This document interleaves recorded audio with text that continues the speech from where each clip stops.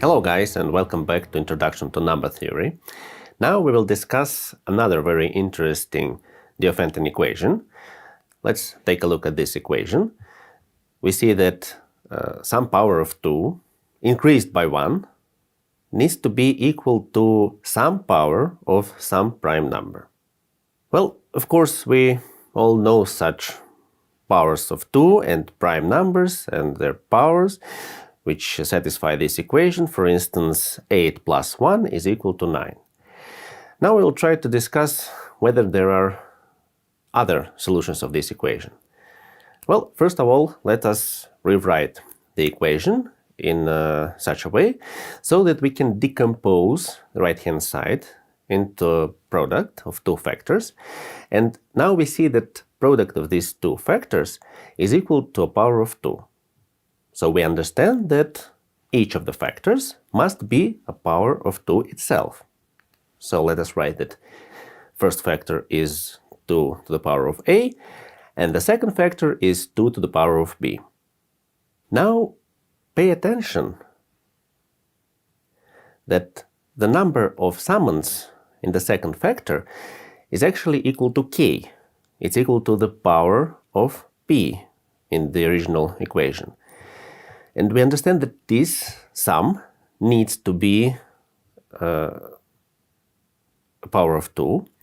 So we understand that either k must be even, and then we will denote it as 2m, or b must be equal to 0 and k must be equal to 1. So now we have two cases, and we should consider each of them separately. The first case we need to consider is the case where k is even.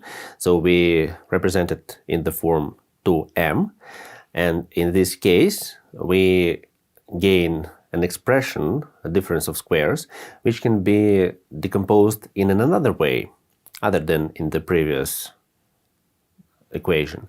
So we decompose it into two factors, in the product of two factors, and since this product is equal to the power of 2, then each of the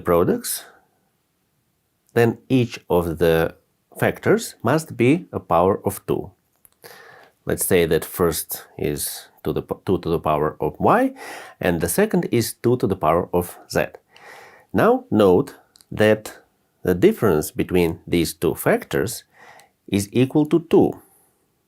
Let's think. 2 powers of 2 differ by 2. How often does this happen? Well, we understand that the only situation when this happens is where it's 4 minus 2, which is equal to 2. So from this we can conduct that z is equal to 2, y is equal to 1, and from this we gain x, p, and k. Let me just say that this solution of the original equation is the very solution I talked about at the beginning of this fragment. So here we got 8 plus 1 equal to 9.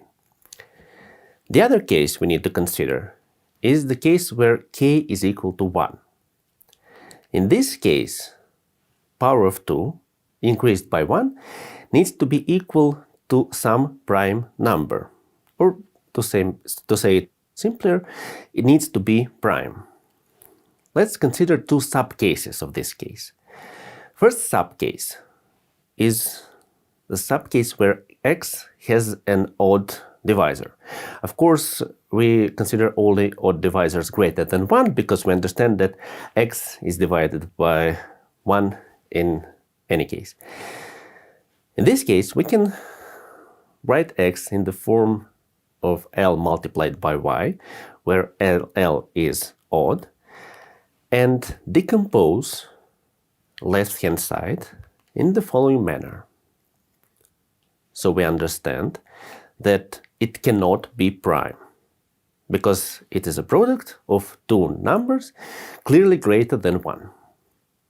Second subcase of this case is the case where x has no odd divisors, but this means that x is a power of 2 itself.